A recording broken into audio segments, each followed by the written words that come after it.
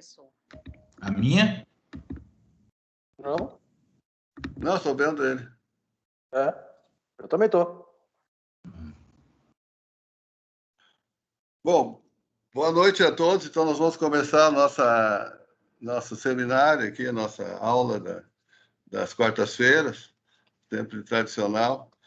Estamos terminando o nosso semestre e hoje nós convidamos o professor Valber Carneiro, da Universidade Federal da Bahia, do programa de pós-graduação de lá também, para que fizesse uma fala sobre teoria geral do direito, já que ele é um grande conhecedor do tema. Ele pesquisou bastante sobre isso, inclusive em Frankfurt, né, na Alemanha, com autores que nós conhecemos, e também na Unicinos, né, onde não deixa de ser uma, como dizem alguns, alma mater, de alguma maneira, né? Então, ele tem grande conhecimento das pesquisas que nós fazemos aqui e tem aprofundado sua própria carreira com muito sucesso, e vocês podem ver pelas publicações que ele tem feito. Então, eu resolvi convidá-lo para que divulgasse seus temas para nós, que falasse sobre o tema que ele quisesse, em teoria do direito. Ele mandou um artigo, mas ele está livre para comentar como quiser, até outra coisa. Dizer que é um prazer para nós tê-lo aqui, estamos abertos para todos os contatos possíveis, já estivemos sempre, mas só para abrir. A última vez que eu conversei com o Valber foi juntamente com o professor Marcelo Neves, que nós conversamos bastante sobre alguns temas na BRASD, tá? E até gostaria que o professor falasse alguma coisa da BRASD, porque agora nós estamos com uma série de eventos importantes dentro da BRASD, né? A Associação Brasileira de Sociologia do Direito, que ela tem encontros semanais, se o professor pudesse falar disso também. Antes também cumprimentar todos os estudantes e pesquisadores, professores que estão presentes, a maioria das turmas de teoria do direito, mas convidei também uma turma de Brasília, um pessoal de Goiás também. Convidei todos os pesquisadores que trabalham comigo, não sei se aceitaram, também alunos do doutorado da Unicinos, caso do Tibério João Paulo, do doutorado da Unicinos, e mais algumas pessoas foram convidadas. Já estou vendo que algumas pessoas da Bahia também, isso é ótimo, então todo mundo está convidado e agradeço a todos pela presença. De Passo Fundo também, estou vendo alguns aqui. Eu nasci em Passo Fundo, que se ele comentar, vai perguntar. Então, tem vários de todos os locais presentes, então cumprimento a todos e tenho certeza que nós teremos uma bela, pelo final de tarde, início de noite. Eu pedi que o professor falasse o tema dele durante 1 hora, o tempo que ele quiser, temos tempo livre aqui, e depois vocês podem perguntar, eu acho que o professor não tem problema de tirarem as dúvidas que quiserem sobre essas questões. E, sem mais, vou passar para lá o professor Valber Carneiro, agradecendo mais uma vez por ter vindo até nós. Obrigado, professor. Vocês me ouvem? Bem. Boa noite a todos e todas. Bom, para mim é um imenso prazer, uma honra voltar à sala do professor Leonel Severo Rocha. Infelizmente, não faço pessoalmente, né? Para que a gente pudesse depois ali correr as pizzarias de São Leopoldo, né? E dizer que é uma satisfação estar, professor, de novo consigo e retornar a Unicinos, ainda que assim nessas condições virtuais, porque a Unicinos é de fato a casa onde eu fiz o meu doutorado, onde eu me doutorei. Quer dizer, eu tenho duas grandes casas, né? A UFBA e a Unicinos. E essa minha fala de hoje, ela está muito mais ligada à Unicinos do que vocês possam imaginar, porque, na verdade, ela é fruto de um processo, de uma longa reflexão que eu venho tendo desde a minha elaboração da minha tese. Eu defendi o meu doutorado em 2010, 2009, então já fazem 12 anos, né? Mas, e já na tese de doutorado, e desde então, a minha missão, a minha grande angústia é, na verdade, tentar articular a perspectiva filosófica a qual eu adiro, que é a fenomenologia hermenêutica, e uma teoria da comunicação numa perspectiva sistêmica. Pode parecer, no primeiro momento, impossível, mas eu vou tentar hoje aqui estabelecer mais ou menos as bases dessa articulação. É evidentemente que essa articulação encontrará limites, né? Exige que a gente reconheça limites à filosofia, limites ao pensamento filosófico. A filosofia tem limites, e a partir desses limites encontre possibilidades na teoria sistêmica, embora a teoria sistêmica também tenha seus limites. Mas, como diz um professor argentino, radicado na universidade, aqui no Brasil, professor da Universidade de Brasília, o professor Cabreira, né? Não sei se o nome exatamente é esse, mas ele tem um livro chamado Nas Margens da Linguagem, e ele sustenta que a complexidade do fenômeno linguístico impediria que qualquer teoria, seja analítica, seja hermenêutica, né, seja, portanto, comunicacional, compreensiva, conseguisse dar conta da complexidade do fenômeno da linguagem. Ele propõe uma abordagem que ele chama uma abordagem nas margens da linguagem. E o que, de algum modo, eu faço é tentar trabalhar nas margens, entre as possibilidades da reflexão hermenêutica, na fenomenologia hermenêutica, e as possibilidades e as impossibilidades, né, da teoria sistêmica. Então, eu começo, na verdade, a apresentar o que eu chamo de análise ecológica do direito, e sim, então isso né, isso continua sendo, digamos assim, um movimento dialético que eu carrego da própria Unicinos. A Unicinos me deu a régua e esse compasso, e eu tento me virar aqui, de vez em quando eu me corto todo tentando fazer essas peripécias, mas eu ainda vivo hoje à sombra, né, ou nos ombros de todos vocês aí da Unicinos. Bom, então o que eu chamo de análise ecológica do direito tem, portanto, motivos totalmente ligados a esses limites dessas perspectivas teóricas. E eu acho que o primeiro ponto para que a gente se lance a essa ideia é, de fato, ter consciência da diferença indivíduo-sociedade. Isso pode parecer para vocês, alunos do professor Leonel, ou para aqueles que já trabalham com teoria de sistemas, algo um pouco óbvio, mas acredite, para quem está de fora da teoria sistêmica, e para quem está trabalhando, por exemplo, teoria do direito, a perspectiva de epistemologia, ainda totalmente vinculada ao sujeito, faz com que a gente acabe, né, tendendo a construir teorias que estejam limitadas e, ao mesmo tempo, possibilitadas pelas nossas estruturas da consciência. E isso não vai nos trazer resultado, porque... E às vezes pode parecer assim, óbvio que algo não é possível porque não é possível a consciência, ou que algo é possível porque é possível a consciência, mas o fato de ser possível ou impossível a consciência não quer dizer que esteja no horizonte das possibilidades da própria ciência da sociedade. Então, essa percepção, a consciência da diferença entre indivíduo e sociedade, que é uma percepção ecológica de pronto, porque é uma percepção que parte de um pressuposto da diferença sistema-ambiente, é um ponto de partida para essa jornada. A partir daí, a consideração da sociedade como um sistema de comunicação e dos indivíduos como consciências que compreendem. Então, sociedades comunicam, indivíduos compreendem.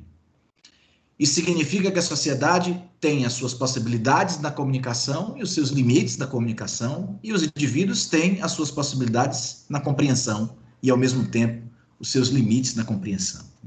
Então, as considerações dos limites da autocompreensão dos indivíduos e, consequentemente, de uma teoria que já é uma teoria da sociedade, que descreve essa compreensão frente às operações da sociedade complexa, é, portanto, um pressuposto que precisa ser considerado, pelo menos numa abordagem como essa que eu proponho. Por outro lado, é preciso também ter a consideração dos limites lógicos da autoobservação dos sistemas funcionais. Sociedade comunica o social enquanto o indivíduo compreende a si mesmo. Então, nós temos tanto possibilidades e impossibilidades na comunicação do indivíduo, na comunicação da sociedade e na compreensão do indivíduo. Bom, a impossibilidade da compreensão dos indivíduos se comunicar socialmente, ela é um pressuposto. Por outro lado, a impossibilidade dos sistemas sociais observarem o impacto que suas operações produzem no ambiente. E aqui eu uso ambiente, é importante já deixar essa premissa estabelecida, no sentido lato, ou seja, ambiente, portanto, da sociedade aqui envolve não apenas o indivíduo, não apenas os ecossistemas naturais, mas tudo aquilo que não é sistema social e que, portanto, com organizações, interações, movimentos sociais, movimentos de protesto, indivíduos e também o ambiente natural. Portanto,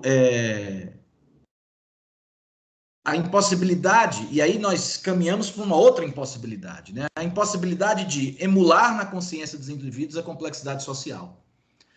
O indivíduo não será capaz, mesmo sendo capaz de compreender e de se compreender em um horizonte, em um mundo, né? Mesmo sendo capaz de compreender o sentido, né, de uma operação social ou de se compreender em meio a esses processos comunicacionais, não é possível a esse indivíduo emular na sua consciência, reproduzir na consciência a operação complexa da sociedade.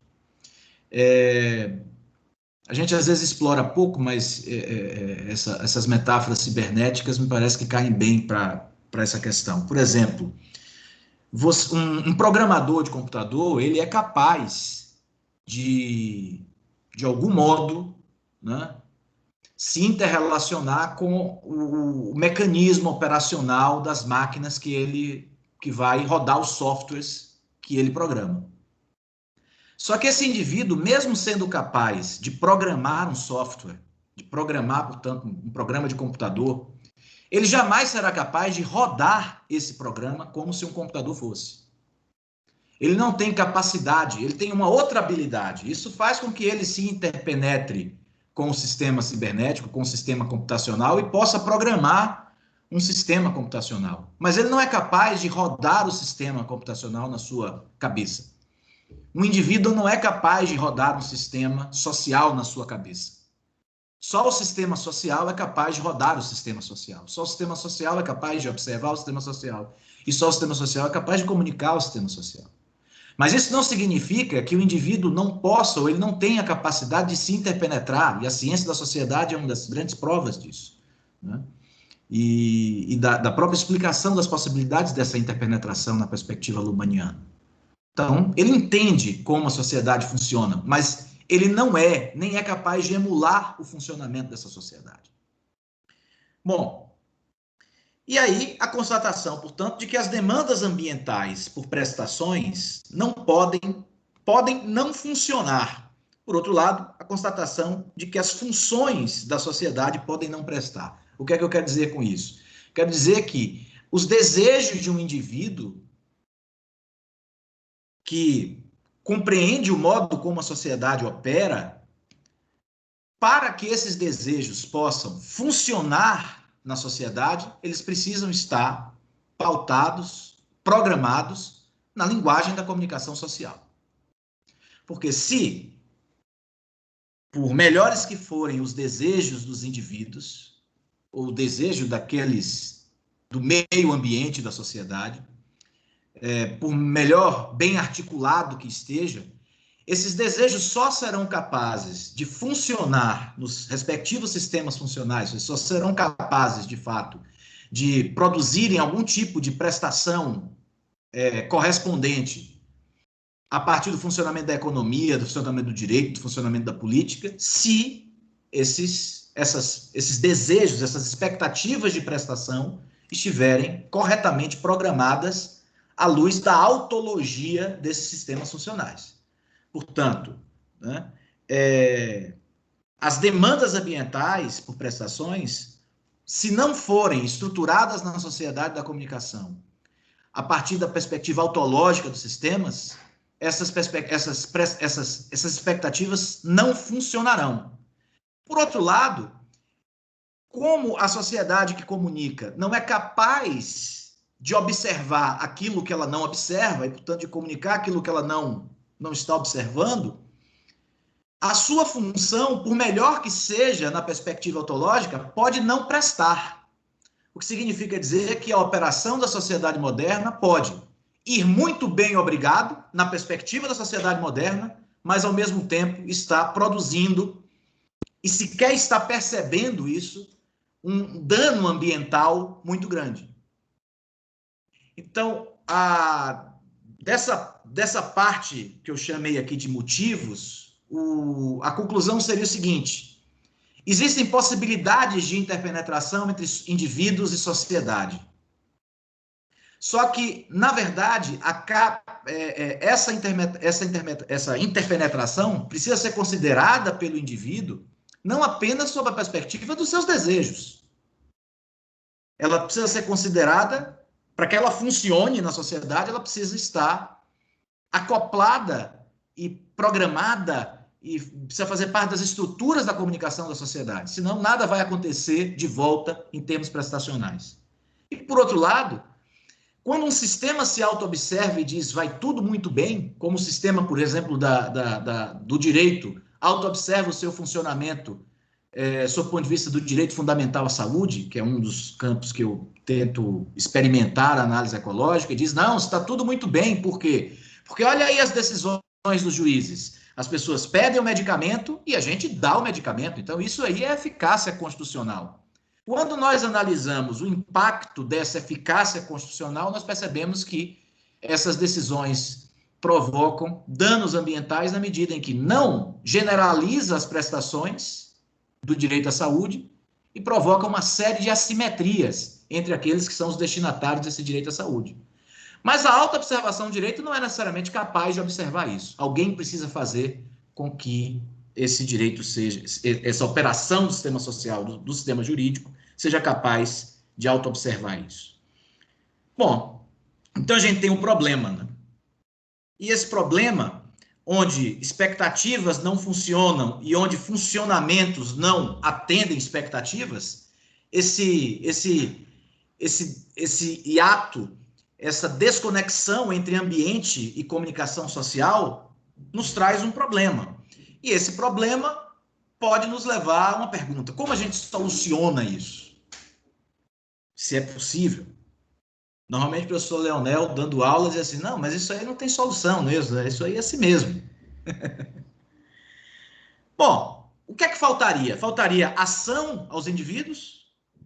Faltaria diálogo entre os sistemas? Essa é a postura mais, digamos assim, intuitiva, quando a gente se depara e constata essas questões. Mesmo considerando a diferença entre indivíduo e sociedade, que já é uma diferença que a maioria não observa, ou que a maioria não aceita. Bom, me parece que aí a gente entra em alguns descaminhos. São descaminhos muito comuns. Bom, primeiro desses descaminhos, né? Que a gente desconsidera a incapacidade das ações individuais e dos diálogos interacionais produzirem efeitos diretos na reprodução de sistemas sociais.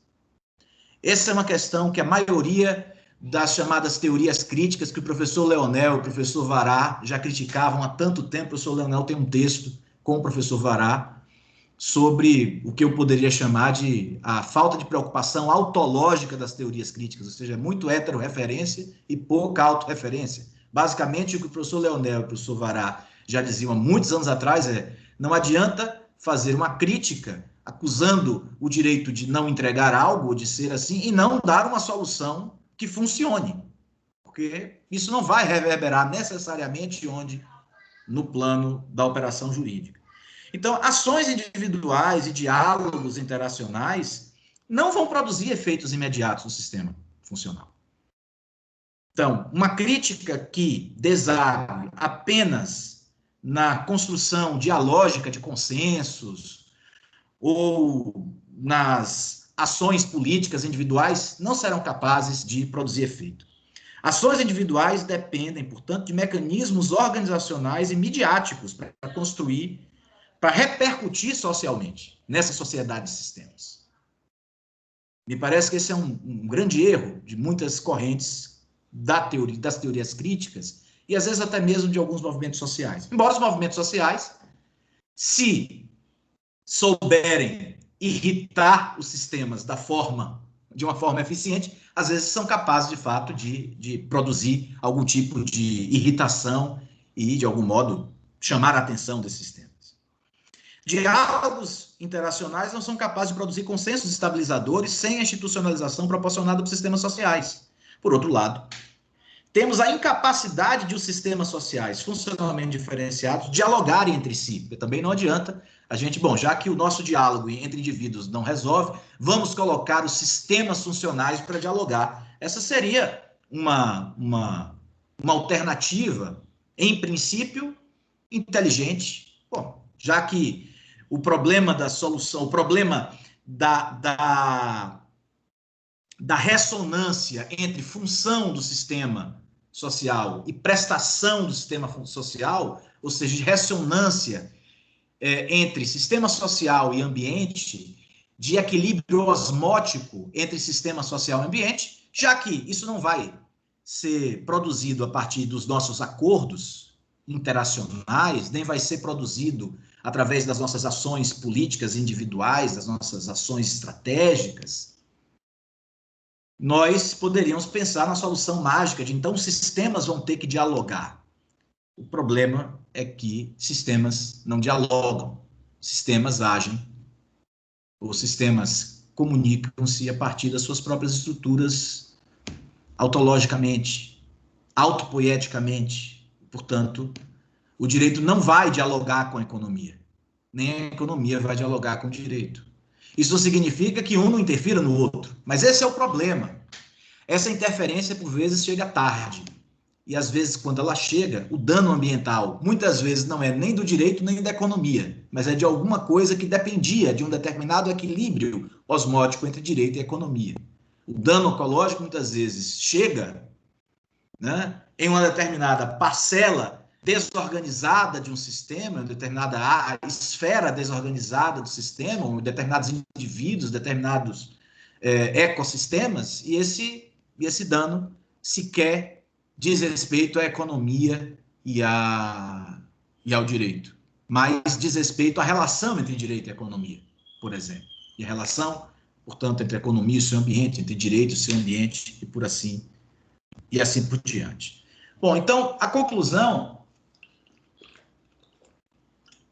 é de que nós precisamos de uma crítica ecológica, ou seja, nós precisamos de uma crítica que avalie o impacto ambiental das operações da sociedade, mas, por outro lado, não podemos cair no conto de fadas de que será produzindo, dialogando e encontrando acordos entre indivíduos que isso vai funcionar na sociedade. Isso não vai funcionar, nem acreditando, de igual modo, que os sistemas da sociedade vão ser capazes de dialogar entre si e entrar em acordos, etc. Não, esse diálogo, nesse sentido, não vai existir.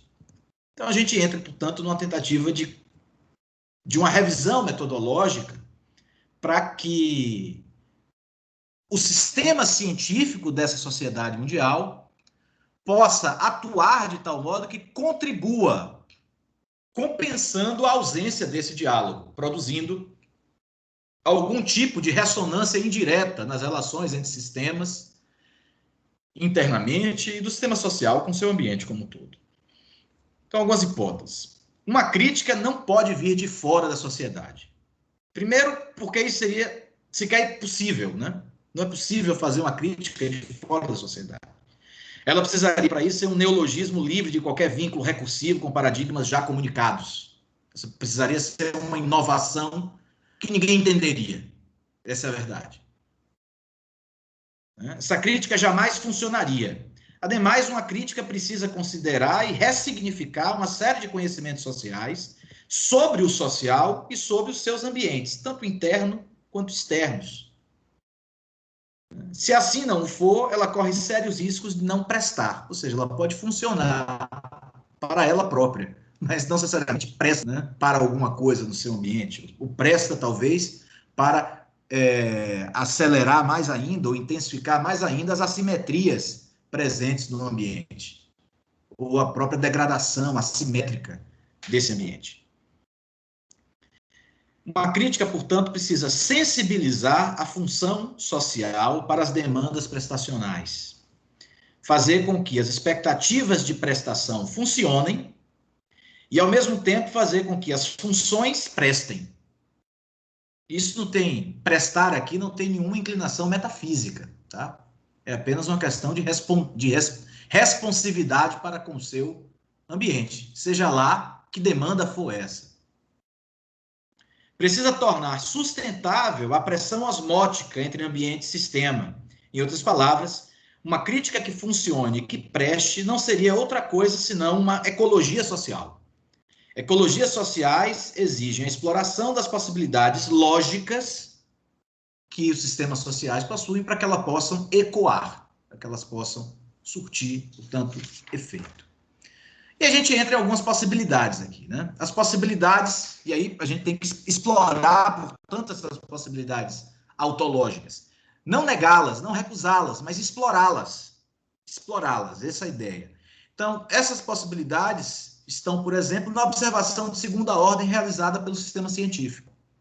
A observação de segunda ordem não deve acompanhar a reentrada do ambiente no sistema sob pena de refletir, para além da sua própria cegueira, porque toda observação de segunda ordem é uma observação de primeira ordem da própria ciência, né? Portanto, refletir, para além da sua própria cegueira, a cegueira dos sistemas funcionais. E é isso que ocorre com as teorias do direito, é isso que ocorre com a teoria geral do direito, especificamente, da qual eu vou falar mais na frente.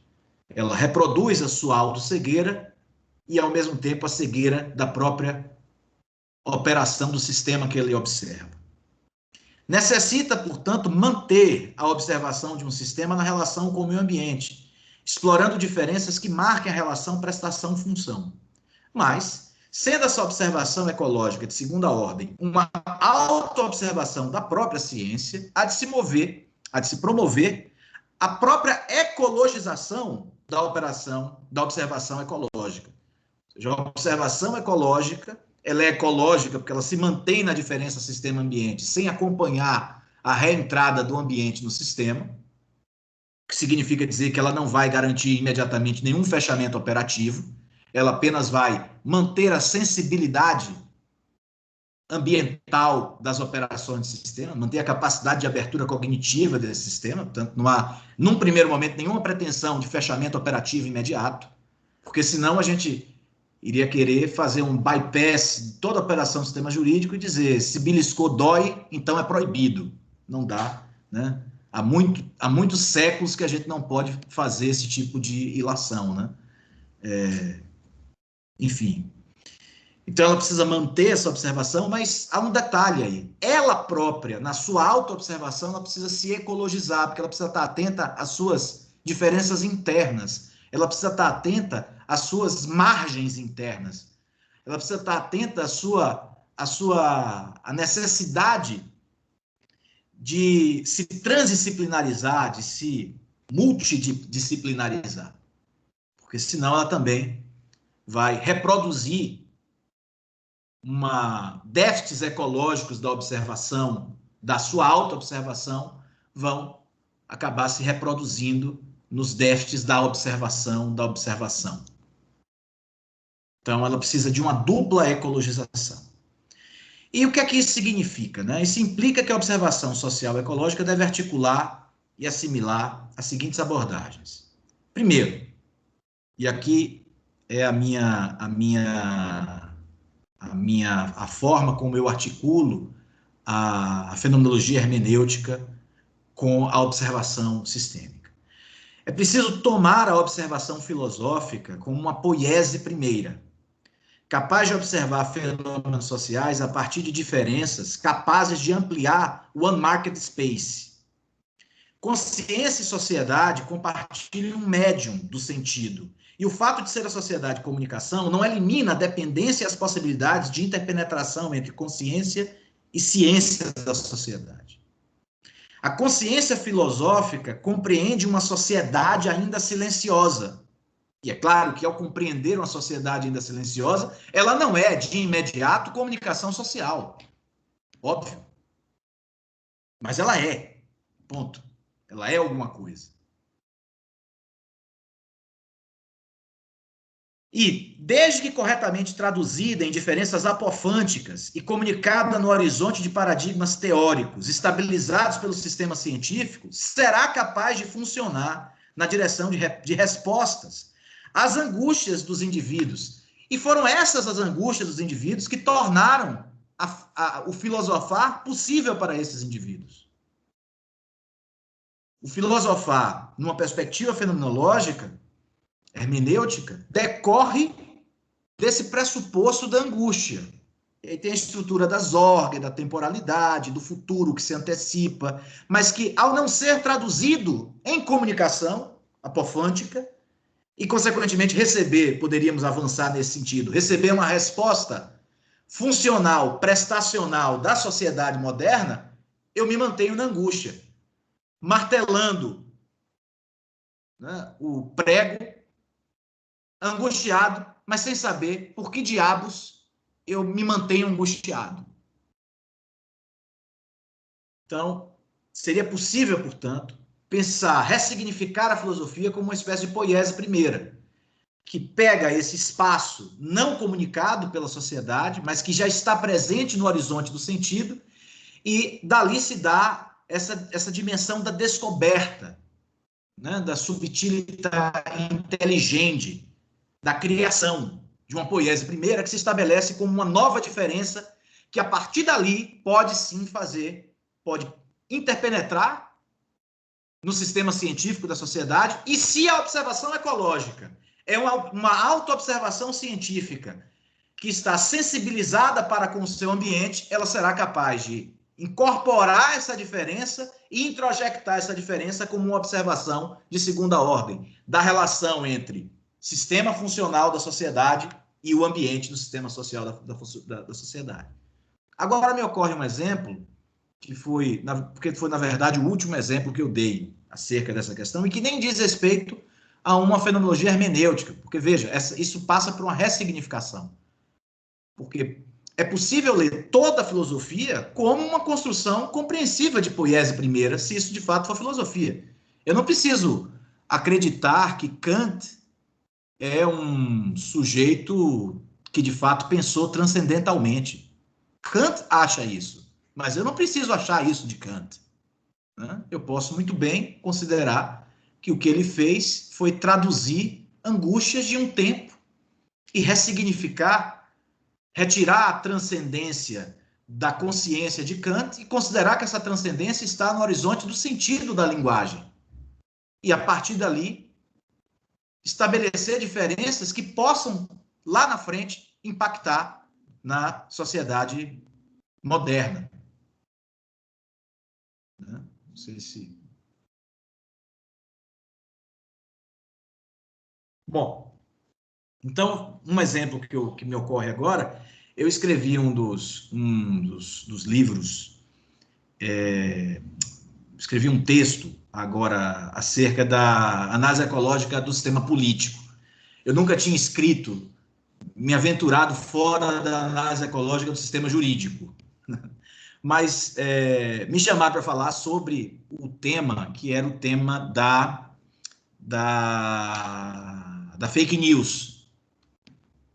E eu, então, me enveredei por uma análise ecológica do sistema político para fazer uma acusação dos impactos ecológicos de um sistema político que, na sua autologia, acreditava que o seu ambiente era uma coisa e o seu ambiente já era outra coisa há muito tempo, né? Acreditava que estava se comunicando com o espaço público, né? O seu público acreditava que estava recebendo da mídia aquilo que era o seu ambiente, no seu acoplamento tradicional com a mídia, e, na verdade, não estava recebendo aquilo que, de fato, era o seu ambiente. O seu ambiente já estava nas salas dos psicanalistas, já estava evidente nos blogs, já estava em uma série de lugares que o sistema político ignorou completamente, e isso gerou, inclusive, uma desdiferenciação interna do público. Enfim, tem toda uma tese de aplicação da análise política. E uma das coisas, quando eu vou discutir fake news, é que uma das críticas que eu faço é a discussão, por exemplo, filosófica, de que o problema da fake news seria uma discussão sobre verdade e falsidade. E aí eu dou um exemplo da discussão da fake news a partir de um conceito filosófico sobre o cinismo, que é uma inovação que não tem nada a ver com, né? Ou seja, o outro lado da fake news talvez não seja a falsidade, talvez seja o cinismo, entendeu? Veja, essa é uma diferença que a filosofia estabelece e que, a partir dela, isso pode trazer uma série de implicações, inclusive no processo regulatório.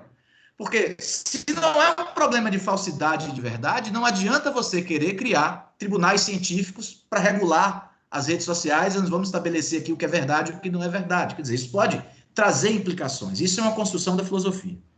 Bom, seguindo, além da observação filosófica nessa perspectiva de poiese primeira, envolve também ressignificar as teorias científicas que observam o ambiente social, mesmo quando essas teorias se colocam como teorias externas aos sistemas sociais, como as teorias da sociedade sobre o ambiente, tomando seus diagnósticos como possíveis explicações sobre efeitos dos danos ambientais. Então, nesse campo, por exemplo, estão as teorias e estudos críticos no sentido frankfurtiano e as teorias e estudos sobre a psique, a antropologia. Ou seja, mesmo quando esses estudos se auto-observam como estudos fora da sociedade moderna, é possível ressignificá-los como estudos que integram a sociedade moderna, estudos da sociedade moderna, teorias, enfim, programas da sociedade moderna, que estão, na verdade, observando não a autologia da reprodução da sociedade moderna, e sim os impactos ambientais que a sociedade moderna causa no seu ambiente individual, ambiental, do ecossistema e por aí por diante. Então é possível fazer essas ressignificações e ecologizar a própria observação ecológica. Então essa perspectiva multidisciplinar ou transdisciplinar já é, na verdade, uma marca da comunicação ecológica da sociedade observada por Luhmann. E o professor Leonel tem um texto também muito bom sobre comunicação ecológica. Quem não leu, precisa ler. E o que é que isso, né, se propõe? Então, qual seria, então, a diferença? Onde é que, de algum modo, há uma diferença para isso que Luhmann já chama de comunicação ecológica? Dois aspectos. Primeiro, uma expansão desse tipo de observação para outras fronteiras sociais, tanto internas quanto externas, somando-se àquela que observa a relação do sistema econômico com os ecossistemas naturais. Portanto, essa lógica multidisciplinar da comunicação ecológica, nos termos que eu proponho aqui sobre observação filosófica e de ressignificação da filosofia e das observações científicas, pode ser ampliada para todos os tipos de fronteira da sociedade, sejam as fronteiras internas entre sistemas funcionais, sejam as fronteiras externas da sociedade, com suas organizações, né, com seu meio ambiente natural, com seu meio ambiente individual, com seu meio ambiente dos movimentos sociais, das interações, e por aí vai. E o segundo aspecto é uma ecologização da própria autoobservação científica, ressignificando e articulando saberes normalmente desprezados pela observação social sistêmica, em razão das incompatibilidades epistêmicas e dos efeitos da reflexividade ontológica do sistema observado. Então, isso eu já falei dessa ressignificação.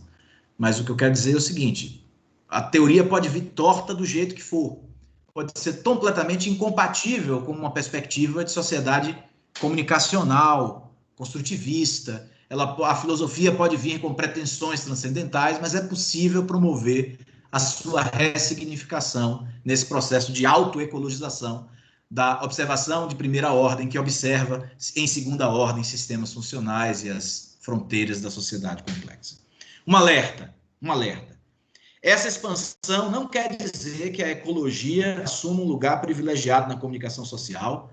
Não estou aqui propondo uma espécie de superego ecológico, né, da sociedade mundial, ou nem mesmo na observação científica.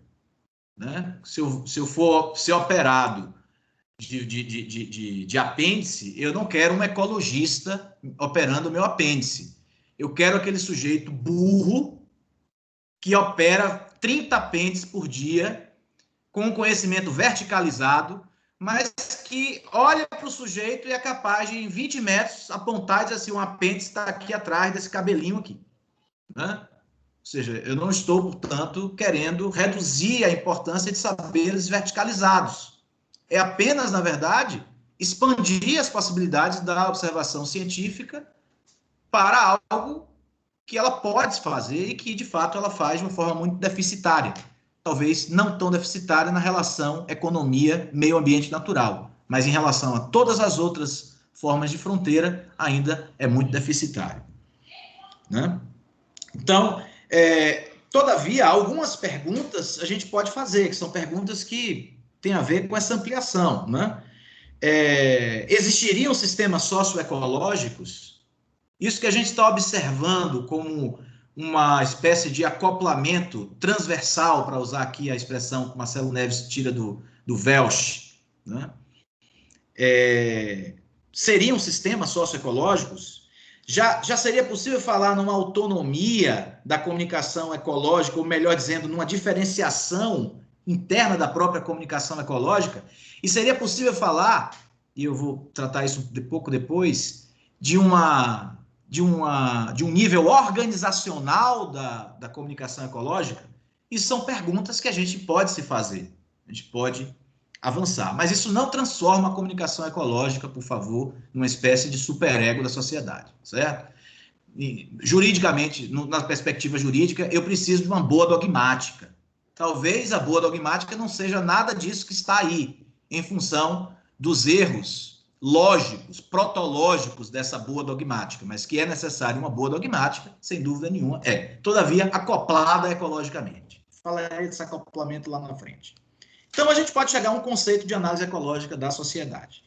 A análise ecológica da sociedade é uma forma de comunicação social derivada de uma observação de segunda ordem de tipo ecológico que produz um espaço transversal de acoplamento entre sistemas sociais e as diferentes formas de vida ou comunicação presentes no ambiente da sociedade moderna, o que inclui os indivíduos, os animais, os ecossistemas, as organizações sociais, as interações humanas, as comunidades tradicionais, os movimentos sociais e também os outros sistemas funcionais da sociedade moderna. E aqui entramos, portanto, na análise ecológica do direito.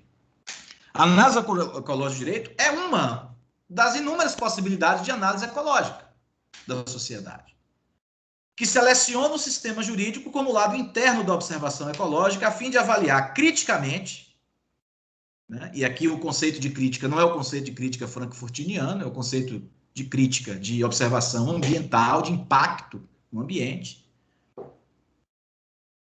né? Então, que seleciona o sistema jurídico lado interno da observação a fim de avaliar criticamente o impacto que a presença ou a ausência de programações jurídicas e de teorias de autoobservação prestam ou deixam de prestar ao seu ambiente. Então, se a análise ecológica do direito é isso, um dos aspectos que ela pode trazer à tona e trazer à baila é justamente a crítica ao que eu chamo de teorias fundamentais do direito. E é aí que eu chego na teoria geral do direito. Né?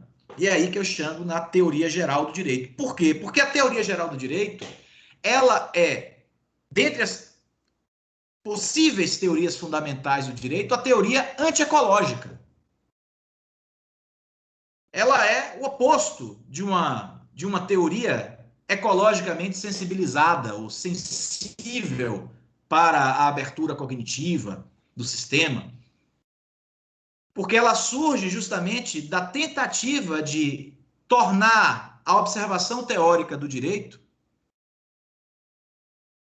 totalmente dissociada dos fundamentos heterorreferenciados, ou seja, dos fundamentos externos ao direito. Basicamente, o que se queria dizer, eu não preciso dizer que o direito está fundado numa moral, num direito natural ou em algo do gênero, para dizer que o direito é direito, mas eu preciso de uma observação teórica fundamental e geral do direito, porque senão eu não consigo ensinar o direito.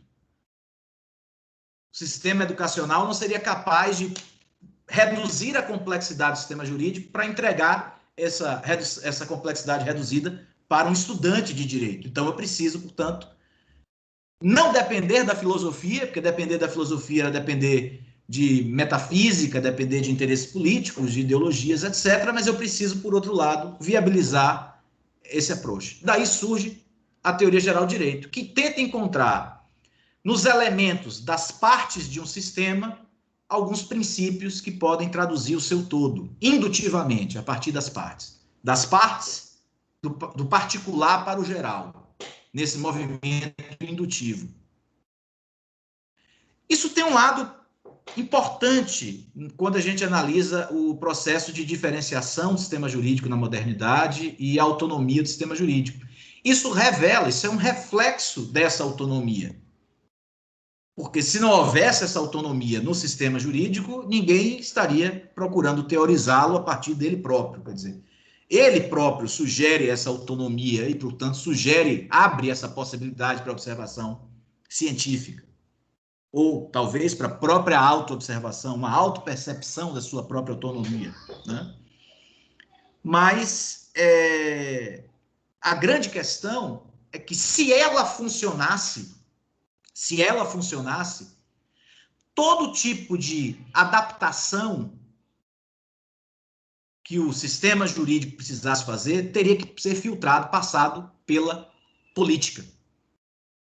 E o que acontece numa análise evolutiva do sistema jurídico da sociedade moderna é que o sistema jurídico da sociedade moderna precisou se reformular funcionalmente para garantir a sua autonomia, a sua estabilidade, e para isso precisou ultrapassar os limites da própria consistência, que é o seu primeiro princípio funcional.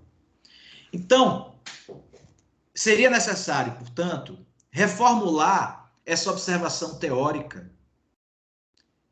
que nós fazemos em relação à relação do sistema com o seu ambiente, de modo que essa observação teórica não fosse desfuncional, seja na perspectiva de impedir que o sistema, ou não contribuir com um processo de variação, seleção e readaptação do sistema, mas também não venha a ser desfuncional, que desdiferencia o sistema, ou seja, uma observação do fluxo de sentido. E por que o fluxo de sentido? Porque o fluxo de sentido é justamente aquilo que permite que a gente explore as possibilidades da compreensão e, ao mesmo tempo, as possibilidades da comunicação. E aí eu tomo de Luhmann essa perspectiva fenomenológica da tradução russeliana das dimensões da variação de sentido para estabelecer como chave dessas releituras teóricas do que eu chamo de teorias fundamentais, que são teorias que se preocupam com essa relação sistema-ambiente. Nem toda teoria é fundamental nesse sentido, não precisa ser, né? Uma teoria que vai falar de uma classificação de atos jurídicos pode não ter nada de fundamental nesse sentido, mas elas são, as fundamentais precisam, portanto, operar nesses níveis da variação de sentido, porque justamente são esses os níveis que vão exigir transformações estruturais e que vão proporcionar aquisições evolutivas na dinâmica evolutiva do direito. São elas as variações temporal, objetivo espacial e social da operação, da variação de sentido do sistema. É a partir desses três vetores que o direito se acomoda. E tudo que acontece no direito estará relacionado, em alguma medida, a esse controle da variação de sentido, seja no âmbito temporal, objetivo espacial ou social. E aí o trabalho passa por tentar fazer releituras de uma série de teorias. Então, das teorias dos direitos fundamentais, da teoria, esse texto que vocês tiveram acesso é uma espécie de texto mãe que fala um pouco, né, de todas essas possibilidades, né, de uma teoria dos direitos fundamentais, porque a teoria dos direitos fundamentais opera principalmente onde? No aspecto da variação social, do problema da variação de sentido na sua dimensão social, né? Uma teoria da jurisdição constitucional, que observa tribunais constitucionais como tribunais ecológicos e que pode, portanto, conceber uma diferenciação interna no próprio sistema do direito e um nível de organizacional que se desloca do centro, no que diz respeito ao tribunal constitucional apenas, para a periferia, o que não acontece com as cortes superiores, mas que acontece, creio eu, com o próprio Tribunal Constitucional. O professor Viles fala desse deslocamento, né? Só que quando ele fala desse deslocamento, ele considera que a lógica funcional dessa diferenciação e desse deslocamento seria a proporcionalidade. Nesse aspecto, eu discordo dele, porque eu atribuo a lógica da integridade versus / sustentabilidade, como relação prestação-função. Uma teoria do sistema jurídico que vai, na verdade, pensar as camadas reflexivas, que também estão associadas a essas dimensões de variação temporal, objetiva, espacial e social, com princípios, tecnologias, jurisprudência, ou seja, consistência no centro, né? Controle objetivo espacial na zona intermediária, controle social na periferia. Aspectos lógicos da operação jurídica, que inclusive podem nos permitir melhorar, até mesmo avaliar o problema da inteligência artificial do direito, porque ela pode, de fato, levar a cabo uma lógica completamente diferente da lógica que o direito, de fato, opera, né? E até mesmo uma perspectiva hermenêutica heteroreflexiva, que foi a minha tese. Eu faço uma releitura da minha tese para encaixá-la como uma perspectiva de, óbvio, com alguns ajustes, para encaixá-la na perspectiva de uma teoria ecológica do direito.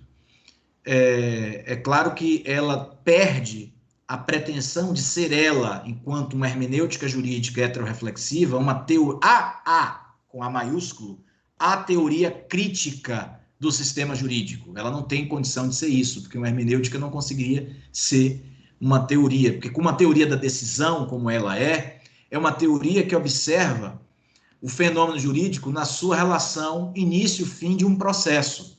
E a complexidade do sistema, né, não pode ser projetada a partir da complexidade processual. A complexidade do sistema leva em consideração algo que está para além da própria soma de processos. Isso é típico de um sistema complexo. Ou seja, um sistema complexo, ele tem um plus de complexidade que não é explicado pela soma das suas partes. Então, nenhuma teoria que queira ser uma teoria da decisão, uma teoria que diga a um sujeito integrado numa organização que pode decidir como ele deve decidir, que é isso que a teoria da decisão faz, isso que as hermenêuticas fazem, nenhuma dessas teorias serão capazes de observar esse plus que está para além da soma dos inúmeros processos onde há ali decisões. Até porque há processos onde as decisões não mais operam sob a perspectiva adjudicatória, enfim, que essas teorias da decisão operam. Quer dizer, isso não explica, por exemplo, a questão da mediação, né? A mediação opera numa outra lógica. Você tem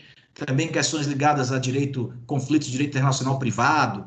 Enfim, o direito é muito complexo para que uma teoria da decisão seja capaz de abarcar. Somente, de fato, uma sociologia, e aí, creio eu, ecologicamente sensibilizada pode fazer. Para eu encerrar e passar a palavra para vocês fazerem as perguntas que quiserem, eu destaquei aqui uma dessas reflexões teóricas para poder avançar um pouquinho, só para mostrar como isso funciona, né? Diz respeito à teoria dos princípios.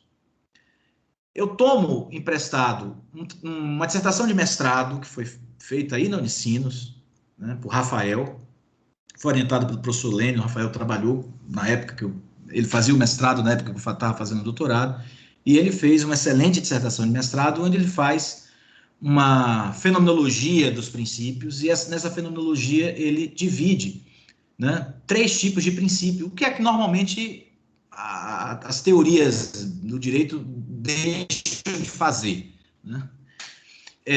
Até mesmo teorias como dialexia, por exemplo, vocês não se preocupam com essas diferenciações da natureza dos princípios.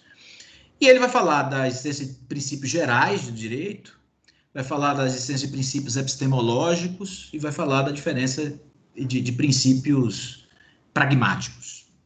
Eu faço uma adaptação dessa leitura dele, eu faço uma ressignificação dessa leitura dele para dizer que o sistema, o que nós chamávamos de princípios gerais de direito, numa observação sistêmica, faz mais sentido falar de princípios funcionais. Que esses princípios epistemológicos são princípios científicos, ou seja, não são princípios produzidos na autoobservação operativa do sistema, mas numa autoobservação científica do sistema. ali na interpenetração entre ciência e direito, porque são princípios da dogmática jurídica, são princípios que as ciências específicas do direito vão produzir e que estão relacionados não ao princípio, mas sim à regra. Ou seja, quando um processualista fala em contraditório, ele, na verdade, está falando da regra dos seus programas condicionais. E por isso ele pode virar para um aluno e dizer, olha, pessoal, a regra é que haja o contraditório. Só que tem exceção. Portanto, esse princípio não serve para fechar. Ele só serve para te dizer assim, que a probabilidade de fechar mandando dar vista à parte é maior do que a probabilidade de fechar não dando vista à parte. Mas é sempre possível fechar não dando vista à parte. Ou em algumas situações é possível fechar com base na exceção, porque é isso que há o controle da regra. E os princípios pragmáticos, que são justamente esses princípios constitucionais que, do ponto de vista sistêmico, a gente chamaria de meios de comunicação simbolicamente generalizados.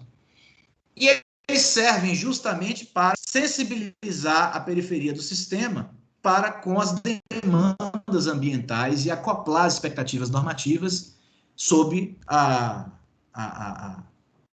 forma conforme e não conforme o direito e, a partir daí, ser capaz de processar demandas que até então não estavam presentes na política.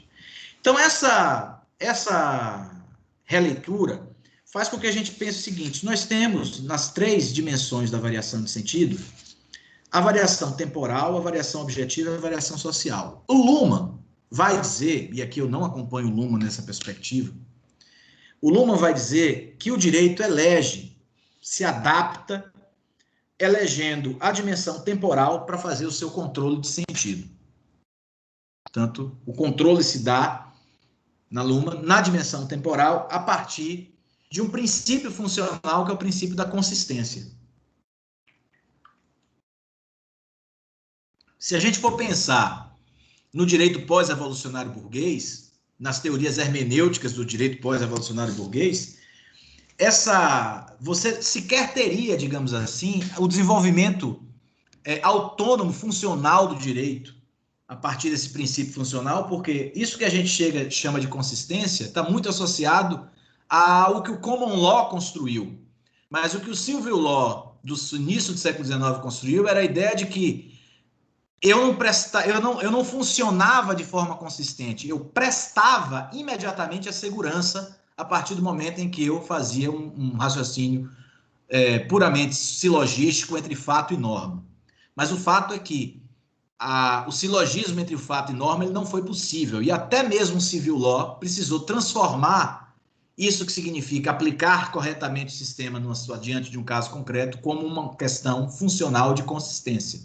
Só que essa consistência interna, que significa casos iguais precisam ser julgados de formas iguais, que foi também ser assimilado pelo Civil Law, ele tem uma relação direta ou mediata, vamos assim dizer, com a prestação da segurança. Então, se eu quero que um sistema me dê segurança, eu não posso apostar no princípio da segurança, porque isso não vai me ajudar em absolutamente nada. O que eu tenho é que fazer uma aposta funcional na sua autologia da consistência. Esse é o caminho. Portanto, se eu detecto que há um problema no ambiente de segurança, e eu faço isso através da análise ecológica, a passagem da resposta que funciona para prestar, uma resposta funcional que presta, não é uma resposta que assimila o princípio da segurança, e sim uma resposta que assimila o princípio funcional da consistência. Luhmann achava que esse princípio funcional daria conta até mesmo dos problemas sociais que envolvem o dissenso na dimensão objetiva, espacial, dentro, fora, e na dimensão social, consenso e dissenso. Por quê? Porque, bem ou mal, a política teria resolvido ou enfrentado essas dimensões, né? A dimensão objetiva dentro e fora teria sido, em tese, resolvida com a ideia do Estado Nacional. O Estado Nacional faz um direito e, na hora que a gente discute, assim, ó, meu amigo, no Brasil é assim. Isso está errado porque pode ser nos Estados Unidos assado, mas no Brasil é assim. Então, eu separo dentro e fora, a partir da própria legislação, no ato político de legislar, eu separo dentro e fora e já resolvo todos os conflitos da relação dentro e fora. Mas eu não vejo embora isso seja uma tentativa de estabilização de sentido da relação direito-política, me parece que o direito não foi capaz de ignorar as pressões sociais por essa discussão. E isso fica muito claro quando a gente entra numa determinada quadra da história da sociedade moderna mundial para discutir inclusão. Então, o problema da inclusão já não é mais um problema de consistência, porque eu posso dizer o seguinte, não, casos iguais eu decido de formas iguais. Mas alguém poderá dizer, sim, os casos estão sendo decididos de forma igual. O problema é o seguinte, tem gente que está tendo acesso à justiça e está tendo o seu caso julgado de forma igual. E tem gente que não tem acesso à justiça, portanto, sequer tem o caso julgado. E isso é um problema que foi demandado ao direito. O direito teve que operar. Um exemplo que me parece clássico dessa introjecção do sistema da isonomia complexa para responder à prestação da inclusão é o caso dos separados mais iguais nos Estados Unidos. Né? Você tem, em determinado momento, logo depois da 14ª emenda, no final do século XIX, um pronunciamento da Corte Suprema Americana dizendo não tem problema, é separado, mas é igual. Quer dizer, essa é uma perspectiva de isonomia, de que antes o direito não estava preocupado e agora o direito passa a estar preocupado. O que vai acontecer no caso lá nos anos 50, com a Corte Warren, né, que é o caso Brown versus Board Education, já é uma outra questão, já é uma terceira dimensão, que já não é mais uma dimensão de inclusão, já é uma dimensão de integridade. O direito assumiu uma terceira, um terceiro mecanismo funcional para poder se estabilizar em relação ao seu ambiente e poder, portanto, entregar funcionalmente, né, algo que prestasse, que é o problema da integridade, porque a lei é o seguinte, olha, não basta que eu decida igual, eu tenho que incluir, e não basta que eu inclua, eu tenho que, na inclusão, garantir o respeito à lógica complexa da isonomia. Eu preciso garantir a integridade. Quando eu decido, lá no final do século XIX, que crianças negras, separadas de crianças brancas, né, atendia à inclusão educacional, é porque eu pensei isso apenas sob o ponto de vista da inclusão na lógica da isonomia educacional. E na lógica da isonomia educacional, se eu tenho o mesmo ensino, eu posso ter os mesmos resultados, etc. O problema é que separar negros e brancos naquele caso não é um problema que viola, digamos assim, a regra educacional da isonomia. A esfera, a fórmula de justiça da educação viola, na verdade, a esfera do próprio indivíduo. E é isso que a Corte Warren vai decidir. Ou seja, há uma violação da igualdade de consideração e respeito. Isso é um outro tipo de igualdade. E aí o direito diz, eu tenho que mudar a decisão, mudar o meu padrão decisório, deixar de ser consistente, deixar de ser isonômico. Por quê? Porque na desigualdade eu preciso ter igualdade da desigualdade. Então, o que eu defendo, por exemplo, nessa releitura principiológica é que, muito embora eu concorde com o Luhmann que o direito tem a função que ele diz que tem, mas eu digo, para cumprir essa função, em razão dessas três demandas, essas três pressões de variação de sentido, o direito produziu três princípios funcionais. O princípio da consistência, que tem na observação ecológica, para a análise da observação ecológica, a prestação da segurança. O princípio da isonomia complexa, porque estabelece que na diferenciação que busca incluir, né, você tem que ter igualdade. E o princípio da integridade, que terá como resultado prestacional a sustentabilidade dos sistemas, e não a proporcionalidade. A proporcionalidade nada mais é que uma das inúmeras fórmulas de isonomia que o sistema assimila, porque o sistema, aí isso tem a ver com a teoria do sistema, lá aquela outra dimensão teórica, porque o sistema, ele se fragmenta internamente nas suas camadas intermediárias, e ele estabelece esferas de fundamentalidade, estabelece diferentes áreas, é por isso que a gente tem diferentes ramos, é por isso que a gente tem diferentes direitos fundamentais, a gente tem diferentes lógicas isonômicas. Então, uma análise ecológica do direito pode, quando observada a partir dessa diferença, consistência, segurança, isonomia complexa, inclusão, integridade e sustentabilidade, transformar a crítica da insegurança, a crítica da falta de inclusão e a crítica da insustentabilidade, ou seja, as demandas por segurança, as demandas por inclusão e as demandas por sustentabilidade, pode ler internamente, acoplar essas expectativas como uma avaliação de consistência, uma avaliação de isonomia complexa e uma avaliação de integridade. Se eu faço essa transformação, se eu pego uma expectativa de segurança e transformo ela numa função de consistência, se eu pego a não inclusão, né, a ausência do acesso à justiça, enfim, uma série de coisas que podem estar em diferentes esferas, né, e transformo isso num problema de isonomia complexa, e se eu pego o problema da sustentabilidade do sistema, das mentes, da psique, dos animais, dos rios, etc., e transformo isso num problema de integridade, eu posso responder a parte dessas demandas, claro que não existe milagre, nos limites da programação desse próprio sistema, mas exigindo que esse sistema seja melhor do que ele vem na prática sendo. Não por uma desdiferenciação, não por uma teleologização do sistema, mas ao contrário, pelo próprio requisito funcional do sistema.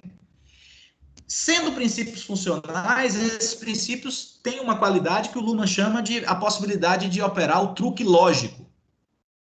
Ou seja, se eu verifico uma inconsistência no sistema, porque a consistência ela fica ali sacralizada na operação do direito. Nenhum jurista vai dizer que o direito pode ser inconsistente, vamos assim dizer. Ou o sistema não se reconhece como inconsistente. Então ele fica sacralizado. A partir do momento em que você tem um problema de inconsistência, você convoca o princípio funcional da consistência e opera um truque lógico. Esse princípio se transforma numa regra decisória e diz: a regra é julgar igual, o resto é exceção. E ali você fecha o sistema com esses princípios. Então eu diria que princípios fecham o sistema, sim, se forem os princípios funcionais da consistência, da isonomia e da integridade. Porque os princípios pragmáticos, eles abrem o sistema. Eles permitem que as mais variadas expectativas cheguem ao sistema. Ele só vai fechar quando eu associo essa dimensão pragmática a uma teoria, uma observação dos direitos fundamentais e uma observação dos limites de fundamentalidade que o próprio sistema jurídico constrói na operação recursiva dos direitos fundamentais. Por isso que na teoria dos direitos fundamentais eu chamo os direitos fundamentais de eclusas, porque eles permitem o fluxo, né, de sentido do ambiente para o sistema, mas por outro lado ele impede que alguns navios saiam, que a água, né, que o meio, que o sentido do direito vaze. Quer dizer, a eclusa tem essa função ambígua de controle dessa membrana, desse controle osmótico. Então, aí teria que entrar na teoria dos direitos fundamentais aqui, isso não faria sentido. Então, essa, por exemplo, é uma expressão do resultado dessa análise ecológica do direito, a consideração desses princípios funcionais como uma aquisição evolutiva do sistema jurídico da sociedade mundial. E, portanto, acaba sendo, observe, uma contribuição que a hermenêutica pode assimilar e dizer assim, olha, você pode decidir corretamente melhor dessa forma e não dessa forma. Quer dizer, essas teorias fundamentais, elas vão se comunicando e você pode reconfigurá-las e criar algumas possibilidades sem, evidentemente, desfuncionalizar o sistema e sem necessariamente apostar em metafísica, em ontologias do mundo, semânticas, vencedoras, ou coisas do gênero. Ou seja, manter a ideia de que a sociedade moderna é uma sociedade de sistemas. Ok, minha gente? Desculpem, eu acho que eu falei 20 minutos a mais do que eu queria falar, mas agora eu me coloco à disposição aí para tentar esclarecer as coisas que ficaram obscuras. Foi muita coisa que eu passei a tarde aqui tentando organizar o raciocínio, mas acaba sendo muita coisa. Professor.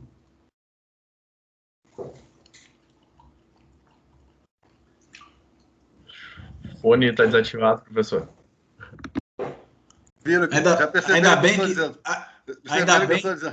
Ainda bem que está desativado, porque não. Estou dando parabéns, mais nada, queria parabenizá-lo e todos, acho que conjuntamente, que excelente palestra, professor, muito bem. Acho que, antes de mais nada, todos acho que estão lhe cumprimentando. Se fosse presencialmente, eu viria os aplausos aqui, né? Todos estão aplaudindo, porque foi uma excelente fala, um tema muito difícil, né? Mas você encontrou algumas pessoas que gostam disso aqui, felizmente. É um tema muito difícil. Eu fico muito satisfeito de ver uma palestra dessa, porque realmente pouca gente trata um tema tão bem assim como você fez. Né? Então, excelente. Muito bom. Então, eu gostei muito, acho que gostaria de dizer isso. Obrigado, professor.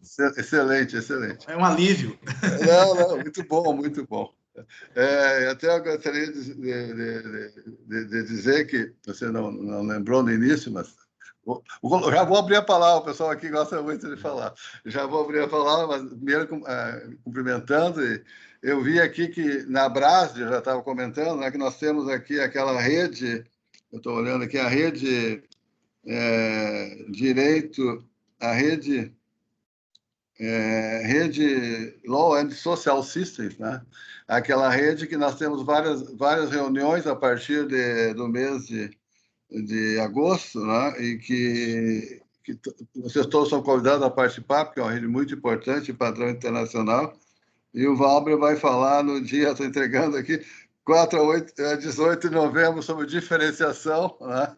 Então, é outra oportunidade que todos têm para aprofundar essa teoria, e eu estou convidando a todos para participarem dessa rede, que poucos pesquisadores têm interesse nesses temas, então estou convidando a mais alguns a vocês aí entrarem também nesse tipo de tema que é tão fascinante. Só para comentar, não vou fazer nenhuma pergunta, quando me entusiasmei tanto da teoria do Luhmann, eu organizei um livro que eu chamei Paradoxos da Autoobservação, né? O tipo de problema que nós entramos quando nos entusiasmamos, né? Mas eu não vou colocar nenhuma questão, só percebi, eu concordo com você, que a ecologia é uma nova forma de colocar crítica. Eu acho que isso é interessante, tem que ter uma postura crítica sempre, evidentemente. Nós estamos vivendo um momento de pandemia, de grave questão social mundial e no Brasil em destaque, né? E que essa pandemia é um problema sistêmico e na realidade, o vírus, infelizmente, caracteriza bem a entropia sistêmica, problemas de entropia sistêmica negativa na política, no direito, e por isso mesmo. Precisamos de uma crítica, e a ideia ecológica é uma boa ideia. Eu acho que você faz bem em retomar isso, porque essa é uma maneira moderna de fazer a crítica à teoria dos sistemas, abrindo para a ecologia. Então, concordo plenamente com tudo aí. Vou abrir a fala, eu sei que as pessoas estão impacientes, se alguém quer se comunicar imediatamente. Quem quer falar? Por favor, falem pouco, né? Tem alguns aqui que... Todos podem falar 1 minuto, 2. João Paulo, por favor. Professor Leonel, professor Valber, é um prazer estar entre gigantes aqui, né? Professor Leonel, professor Valber, eles são, né, nomes extraordinários da teoria de sistemas que, para a gente que estuda, né, são quase, digamos assim, heróis aí, né? Porque se dedicam a esse tema tão difícil como o professor Leonel disse. E professor não falando mito, tá bom. O mito é um problema, não pode ser. Heróis, né? Heróis é um termo, acho que é um termo mais nobre, assim, né? Mas, professor Valber,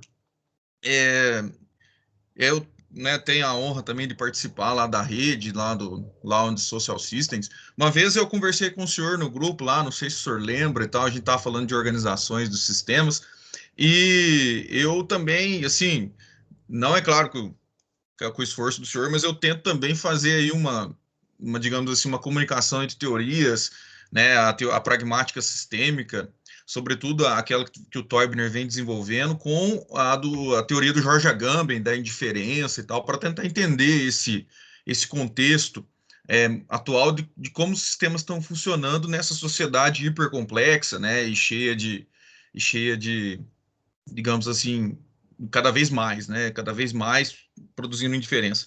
E aí eu queria perguntar para o senhor o seguinte, queria colocar um questionamento, porque inclusive esse vai ser um dos temas de artigos que a gente vai, né, que a gente vai sair agora, né, professor Leonel, no livro organizado pelo senhor e pelo Bernardo, e essa pergunta, essa investigação vai estar nesses artigos, eu até gostaria de compartilhar com o senhor depois e tal, para ver. E é a seguinte, se o senhor acredita, professor, até pela formulação da teoria do senhor, né, a teoria ecológica e tal, que se eu estiver certo, o senhor me corrija, né, que procura realizar uma certa observação do ambiente de complexidade entre sistemas, organizações e programas de decisão, né, que se os sistemas, professor, eles têm cada vez mais sido operados ou estão operando de uma forma indeterminada, o que talvez possa potencializar ou relativizar esse primado da diferenciação funcional tão rígida como colocado pela teoria desde Luhmann, né? Então, a questão em outras palavras, assim, eu acho que esse que é o norte da pesquisa que eu tenho feito, é o coração da pergunta, né? A indeterminação que eu busco lá na teoria do George Agamben e tal, seria uma questão assim importante para dizer que, digamos assim, a autopoiese tem acontecido, né? Ou ela está cada vez mais se destruindo, né? Digamos assim, o que eu quero dizer ainda há autopoiese com a indeterminação ou não, né? Ou estamos vivendo uma outra espécie de autopoiese, uma outra coisa, né? E que não aquela autopoiese fechada, igual o senhor comentou comigo no grupo lá da rede, né? As organizações que operam nos acoplamentos, né? E não propriamente dito nos centros dos sistemas e tal. Se a gente tem essa indeterminação sistêmica tem sido cada vez mais um pressuposto do funcionamento dos sistemas. E eles têm tentado capturar isso a todo momento, né? Através de diversas teorias, como o hibridismo do Teubner, sei lá, e todas essas teorias têm trabalhado isso. Bom, a pergunta é essa, professor. Eu acho assim tipo, longe de falar de corrupção sistêmica, sabe? Longe de falar disso, longe de falar de desdiferenciação e tal. O que eu quero dizer se o senhor concorda com essa hipótese, se o senhor acha que é possível, essa questão da indiferença e tal, porque é uma postura que tem me incomodado e eu, através da pragmática e da teoria do George Agamben, a gente está tentando achar algumas respostas. Melhor seguir as perguntas, né, professor? Segue e depois eu respondo em bloco, né? Pode ser. Então, eu vou passar a palavra, acho que o próximo é Selmar José. Perfeito. Primeiramente, parabenizá-lo pela palestra, brilhante, agradecer pela oportunidade também. Uma palestra com gigantes, com o professor Leonel, é sempre muito proveitoso e ouvi-lo também foi muito bom. Professor, eu fiquei ouvindo aqui, eu só consegui interagir, entrar no sistema da comunicação depois, né? Estava com problema de comunicação aqui, de interação com a rede, então eu peguei já numa parte da sua fala, mas eu queria ouvir o senhor sobre a questão de movimentos sociais. Isso é um tema que me interessa bastante, né? Porque eu fiquei com uma dúvida aqui, eu peguei a partir da sua fala, eu até anotei aqui, e vou reproduzi-la só para retomar essa nossa conversa. O senhor diz o seguinte: sistemas não dialogam, sistemas comunicam, o que eu concordo plenamente com o senhor. Só que, veja bem, os movimentos sociais, Luhmann chama de cavalos selvagens, negação da negação, certo? Quando você incorpora essas comunicações dos movimentos sociais, tentando fazer uma ponte, se é que isso é possível, restabelecendo um diálogo entre direito, economia e política, veja bem, do ponto de vista do Código Florestal, o direito incorporou essas comunicações ambientais dentro de uma audiência pública, inclusive, né? Só que hoje aumentou o desmatamento, mesmo tendo aumentado a comunicação do ponto de vista dos movimentos sociais, ambientais, acerca da necessidade de preservação. Aí eu lhe pergunto, né?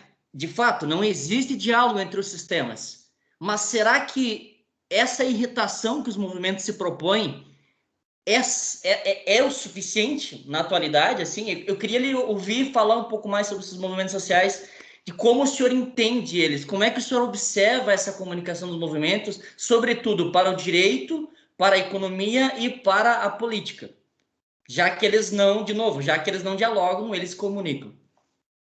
Não sei se ficou clara a minha pergunta, mas eu fiquei com muita curiosidade de ouvi-lo sobre essa parte, professor. Tá certo. Só mais alguma pergunta? Bom, se ficou claro, a gente nunca vai saber. Eu acho que sim. É o paradoxo da comunicação, né? Eu levei muitos anos para entender as piadas do professor Leonel na sala de aula. Viu? O professor Leonel fazia as piadas, mas só tinha uns 4 que riam assim atrás dele: Guilherme, Cícero. Ficavam piruando a aula do doutorado, e ele fazia uma piada como essa mesmo. Se ficou claro, eu achei que sim, eu não sei se você achou. Eu não, jamais vou saber. Aí só os 4 davam risada e a gente ficava sem entender a piada. Viu, Valber? E agora, mas você jogou a comunicação irônica hoje. Eu já gostei, Liga. Deu a comunicação crítica e irônica.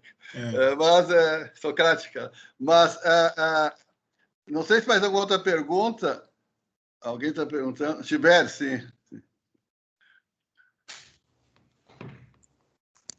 Professor, prazer em lhe conhecer e agradeço pela palestra, foi excelente.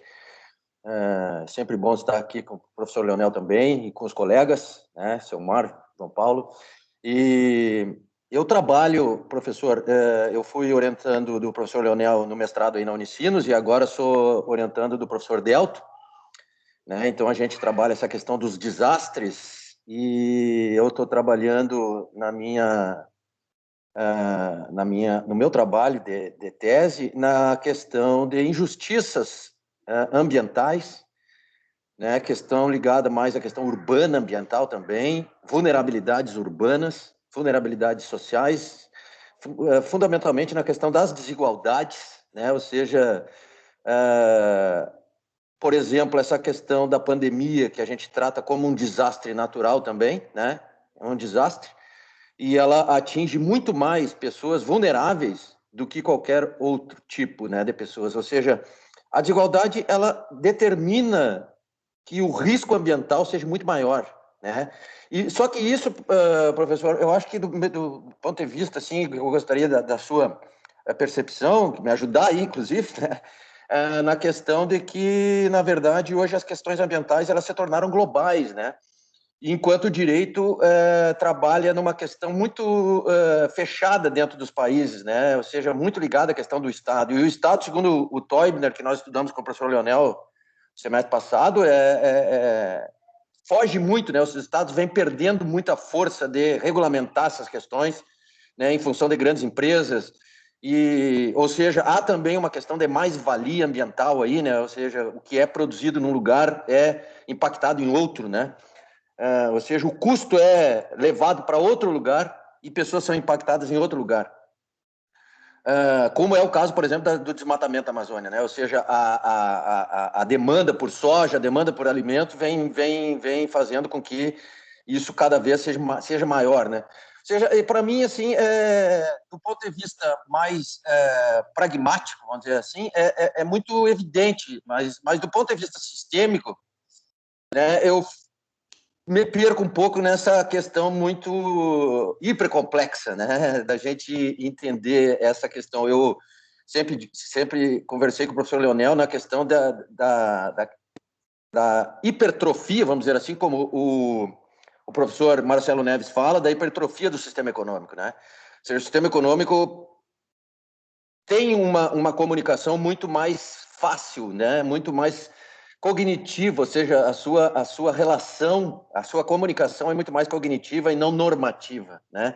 Então, ela é muito mais fácil do ponto de vista global do que a comunicação do direito, né? Para regulamentar tudo isso. Então, a economia vem sempre muito mais dinâmica, né? Em trabalhar e passar, né? Por essas coisas, como o seu Mário falou ali, por que temos mais regulamentação, mas mesmo assim os desmatamentos continuam. É por causa que o sistema econômico determina muitas coisas, né, do meu ponto de vista, né? Ou seja, ele tomou as rédeas de algumas situações E a crítica que o professor Marcelo Neves fala também no livro dele, que ganhou o prêmio aí, né, professor?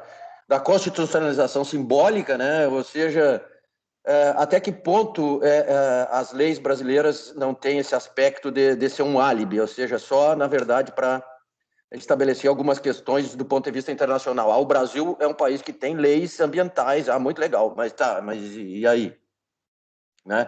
Então, eu gostaria da sua opinião aí, para me ajudar mais do que, né, nesse sentido aí, que eu fico muito angustiado nesse meu trabalho aí da pesquisa. Obrigado. Só perguntar, mais alguém? Não. Então, professor Valber, por favor. É bom a gente fazer em bloco, porque às vezes a resposta para um já ajuda um pouco para o outro, a gente pode seguir uma linha. E a pergunta do João Paulo, ou pelo menos a minha resposta para o João Paulo, passa pela questão que Tibério levanta. No início dessas séries, Tibério e João Paulo, eu escrevi um artigo, eu digo, de séries dessa minha preocupação com a questão da análise ecológica. É um artigo que ainda, assim, não incorpora toda a gramática, porque isso a gente vai ajustando, né, vai mudando, enfim. Então, assim, eu estava relendo ele uns dias atrás, se eu fosse reescrever hoje, eu faria alguns ajustes até semânticos. Mas a proposta do texto é fazer uma crítica, seria, vamos assim dizer, fazer uma crítica ecológica à teoria do Estado de Direito. Estado com E maiúsculo. E nessa crítica, essa crítica, ou seja, ela teria que deixar de ser uma teoria do Estado com E maiúsculo e passaria a ser uma crítica do Estado do Direito com E minúsculo. Né? Ou seja, o Estado com E minúsculo do direito. No fundo, a análise ecológica do direito é uma análise crítica do Estado com E minúsculo do direito.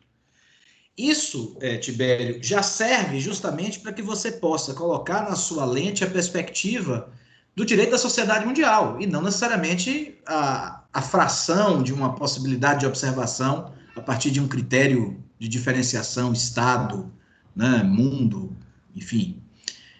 Por quê? Porque o Estado do direito, se você se faz a pergunta sobre o Estado do direito, e qual é o Estado do direito, né? Que Estado de direito é esse? Qual é o Estado ideal para esse direito? Sem nenhum tipo de transcendência, de perspectiva de transcendência. É um Estado de consistência, é um Estado de isonomia e um Estado de integridade, que é capaz, em nome da consistência, da isonomia e da integridade, entregar segurança, promover inclusão e garantir sustentabilidade.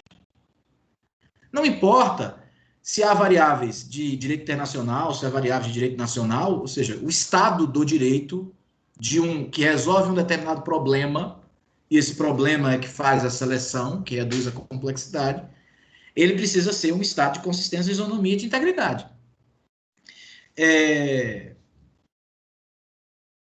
O que acontece? Eu vejo o problema da diferenciação, essa é uma discussão, inclusive vai ser tratada nesse fórum da rede, né? E eu vou coordenar esse núcleo do debate da diferenciação. Me parece que a gente precisa, num primeiro plano, pensar que, de fato, os critérios de observação que fazem Luhmann, né, entender o direito como autopoético e funcionalmente diferenciado, é apenas um critério, mas que você pode associar outros critérios e observar internamente os níveis que esse direito, luhmannianamente falando, diferenciado, produz, ou o estado no qual esse direito funcionalmente diferenciado está. O que eu estou querendo dizer? Que existe um direito funcionalmente diferenciado, mas o estado de operação desse direito de funcionamento diferenciado, ele pode ser um estado ruim na perspectiva daquilo que o próprio sistema se diz ser. Por quê? Porque ele pode estar operando de forma inconsistente, de forma não isonômica para garantir a igualdade entre os desiguais, e, portanto, ele não produz inclusão, ele pode produzir, como diz Marcelo, em hiperinclusão ou subinclusão, e um direito que não está preocupado com a questão de integridade, ou seja, que não coloca os critérios de igualdade nas suas respectivas esferas. Me parece, então, que a chave seria, de fato, uma análise ecológica do Estado, com E minúsculo, desse direito, à luz, por exemplo, dessas questões ligadas à consistência, isonomia complexa e integridade. Nesse texto eu parto de um estudo de várias versões do Estado de Direito. A versão do Estado de Direito francês, a versão do Estado de Direito inglês, a versão do Estado de Direito alemão e a versão do Estado de Direito americano, para analisar como a América Latina, o direito latino-americano, vai construir a sua noção de Estado de Direito a partir da influência de todas essas fontes, mas ao mesmo tempo de nenhuma delas, e tentar sugerir que existe uma métrica de avaliação do Estado de E minúsculo do direito da sociedade mundial, que nós poderíamos trazer para essa avaliação, né? Eu acho que, me parece, João Paulo, que nesse texto eu não falo do estado de exceção, mas eu acho que é algo que deveria estar articulado com a questão do estado de exceção e poderia, né, ser um avanço disso aí para dialogar com a Agamben, etc. Acho também que a gente precisa que essa perspectiva de Estado com E minúsculo, ele proporciona observar uma diferença que não é normalmente observada quando a gente discute essa questão de autopoiese como tudo ou nada, ou autopoiese, alopoiese, corrupção, né, como níveis de diferentes níveis de autonomia, que é o seguinte, diferenciar o modo como organizações operam o sistema e decidem conforme o sistema, e o sistema enquanto uma comunicação funcional. Você vai me dizer, mas Valber, você não pode. Essa, aliás, foi a resposta que Marcelo Neves me deu quando eu disse isso. Mas você não pode propor esse tipo de diferença, porque você estaria tornando o sistema algo muito abstrato. Eu diria, não, veja bem, eu sei que o sistema precisa do seu nível organizacional. E o sistema é também, paradoxalmente, produto das suas próprias organizações que, né, garantem, respondem às seleções e reestabilizam o sistema num caminho ou no outro. O problema é que existe, não obstante essa relação circular entre o padrão decisório das organizações e o sistema, o atravessamento dessa análise de Estado com E minúsculo pode, na verdade, permitir uma observação, na observação ecológica, uma diferença entre aquilo que as organizações dizem estar decidindo e a incapacidade de inclusão, que essa isonomia que ele está se colocando no centro produz lá fora. Ou seja, a prestação, a relação de uma função que não vem prestando. Por quê? Porque na autoobservação tudo está uma maravilha, mas não, isso não retira a autonomia do sistema. Então, me parece que essa seria uma possibilidade, e digamos assim, o equivalente funcional à revolução marxista, vamos assim dizer, que é justamente você pegar toda essa energia que o sistema permite acumular nessa relação entre decisões organizacionais e programação, né, do sistema, e modificar essa energia simbólica, né, e criar condições de possibilidade de acoplamento e de estruturação da análise ambiental, ou seja, da crítica ambiental, dentro desse sistema e pegá-lo de surpresa.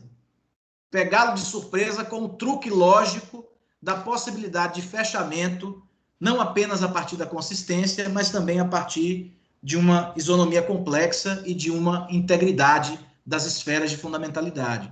Porque o sistema, ele só se permite a usar uma gramática do tratamento desigual, que é a igualdade, porque a igualdade no sistema jurídico, que a gente chama de isonomia do sistema jurídico, na verdade é uma falta de isonomia. Mas é uma falta de isonomia justificada por uma prestação. Que prestação é essa? Reduzir as assimetrias ambientais. Só que ele não está esperando que você use essa consideração de estado não isonômico com um truque lógico e produza uma regra aplicável de inclusão. Ele não está esperando isso, porque ele está esperando que você continue com a mesma verborreia dos meios de comunicação simbolicamente generalizados, que beliscou, doeu, dói, pedindo então ao juiz que aplique princípio, pedindo ao juiz que pondere, pedindo ao juiz que faça análise de proporcionalidade. Aí o juiz vai fazer a análise que ele quiser, vai decidir no princípio que ele quiser, e os sistemas, ufa, as organizações, ufa, ainda bem que o pessoal não entendeu o que a gente está falando. Só que isso, por um lado, o que é que acontece? Ele vai criando uma semântica que é muito poderosa. Então, quando Marx dizia que a revolução só poderia vir do proletário, porque só o proletário estava, né, com um chicote nas costas e com força revolucionária suficiente para responder à burguesia, ou seja, era a dor da classe operária, era dali que poderia sair a revolução, né? Me parece que um equivalente funcional dessa crítica ecológica é dessa dimensão simbólica que pode sair a revolução. O que a gente precisa é eliminar as possibilidades de uso diabólico desse símbolo. Porque nesse direito simbólico, no fundo, o que nós temos é o uso diabólico, é o lado diabólico desse direito, que vai existir sempre. Mas se você consegue mexer como um hacker na programação interna do sistema, você pode pegar o sistema, né, de surpresa, e isso pode provocar, dada a sua força, uma modificação. E aí eu ligo isso à questão dos... E aí isso está justamente associado, velho, a essa questão das injustiças e das vulnerabilidades, né? Então, por exemplo, eu tenho um texto sobre a questão da análise ecológica do direito à saúde, que embora talvez não seja a vulnerabilidade que você esteja falando, mas ali eu tento mostrar como seria possível, né, pegar essa energia e fazer essa transformação. Só um exemplo rápido. Não é dando decisão individual, dando remédio a quem pede e administrando o orçamento do sistema de saúde que a gente vai fazer com jeito exerça uma função emancipatória ou de redução das isonomias, das assimetrias ambientais no que diz respeito ao acesso e à inclusão do indivíduo no sistema, do cidadão no sistema de saúde. Não vai ser isso. O Rio Grande do Sul, eu trago nesse trabalho um estudo de caso do Rio Grande do Sul e tento mostrar que uma decisão do Tribunal de Contas que estabeleceu uma simples regra dizendo que a parte que gasta com saneamento básico não entra na conta da saúde, foi a decisão da inclusão de saúde das pessoas. Foi uma decisão do Tribunal de Contas, um parecer do Tribunal de Contas. Ou seja, um parecer do Tribunal de Contas foi mais eficaz do que toda a judicialização da saúde no Brasil todo, porque só ali o Rio Grande do Sul começou a cumprir a Constituição, que era óbvia, mas que, diabolicamente, nesse momento, não prestava, né? Então, há possibilidade para você garantir. Uma dessas possibilidades é que nós, por exemplo, estamos com uma decisão do Supremo tomada por Lewandowski, que suspendeu a vigência da emenda constitucional que estabeleceu o uso de gastos na saúde para a União, mas ele suspendeu não o piso, ele suspendeu a gradação para se chegar a esse piso. Uma associação, que não me lembro qual foi, entrou com uma ação de inconstitucionalidade, não sei se foi uma DPF, eu acho, não sei exatamente o que foi, e mostrou que a aplicação do piso implicava imediatamente em um retrocesso do orçamento da saúde. E aí Lewandowski disse, então não tem gradação, tem que ir direto para o piso, né? Essa decisão foi tomada, ninguém cumpriu. O Tribunal de Contas da União deu um parecer na época do governo Temer e disse que as contas de Temer estavam ok. Aí essa associação entrou com uma reclamação judicial E nessa reclamação dizia, olha, o TCU descumpriu a decisão. Lewandowski deu outra decisão dizendo, anulo o parecer técnico preliminar do Tribunal de Contas, porque de fato não pode ignorar a ilegalidade, a inconstitucionalidade de você, enfim, não ter estabelecido esse piso. Nós estamos, gente, na nossa maior crise sanitária, nossa maior crise de saúde do século. Não fomos capazes de fazer essa decisão ser cumprida. Isso implicaria, se eu não estiver enganado, num aumento imediato de deslocamento de verba para a saúde de 8 bilhões de reais. Imediato. Manda cumprir. Uma oficial de justiça manda cumprir. Mas por que a gente não consegue isso? Porque a gente fica apostando nesse principiologismo onde descontabilidade isso é canalizado. Mas isso tem um outro lado. Isso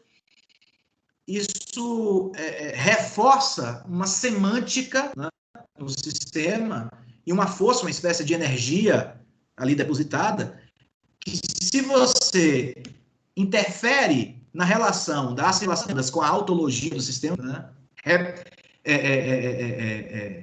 não é o contrário de represá-la, né? Você pode soltá-la, liberá-la, e ao liberar isso pode trazer uma série de consequências positivas para isso. Então, não se trata tanto de um ativismo, nem de estabelecer uma relação teleológica, mas aproveitar essas energias que o sistema, nas suas operações, e o que inclui também as decisões das organizações, para você poder estabelecer nessa crítica possibilidades, de fato, de outras decisões. E, evidentemente, manter a crítica, porque tudo isso funciona na perspectiva da irritação. É porque a ideia é criar acoplamentos e interpenetrações mais funcionais, mais azeitadas, ou seja, que essa relação dessa irritação se acople melhor. Mas, evidentemente, que nós dependemos do sistema judiciário, dependemos do sistema jurídico, das organizações judiciárias, dependendo de tudo isso, né? Não se trata, portanto, de transformar juízes nos trabalhadores revolucionários. Aí no Rio Grande do Sul, muita gente acreditou nisso, mas os juízes não vão fazer revolução nenhuma. Os juízes serão os últimos a fazer qualquer tipo de revolução, né? Bom, e aí como é que fica a questão dos movimentos sociais que Selmar colocou?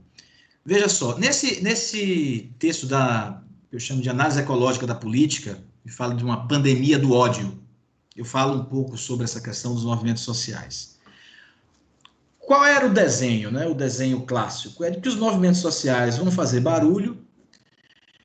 Esse barulho, ele, em princípio, não vai repercutir no sistema, porque não há engrenagens que permitam esse tipo de irritação. É como eu respirar um vírus que não é capaz de se acoplar na minha célula. Ou seja, eu vou simplesmente... esse vírus vai sair nas fezes, não sei, né, na minha secreção, mas eu não vou adoecer, porque não há acoplamento.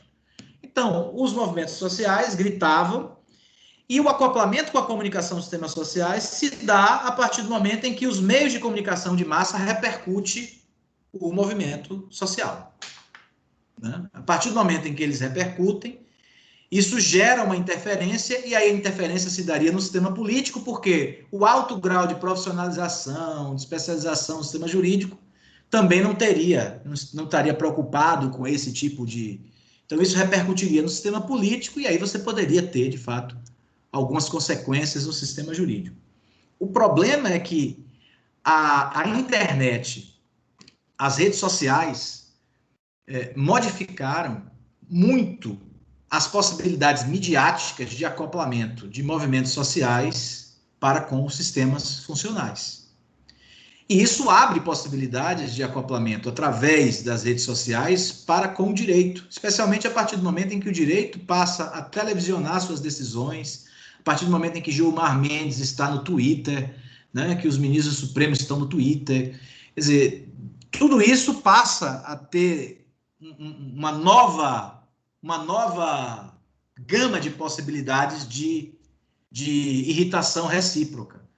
Então, me parece que a descrição lumaniana da questão dos movimentos sociais está muito ainda está ultrapassada, não porque ele estivesse errado, coisa, está ultrapassada para as possibilidades midiáticas da sociedade atual.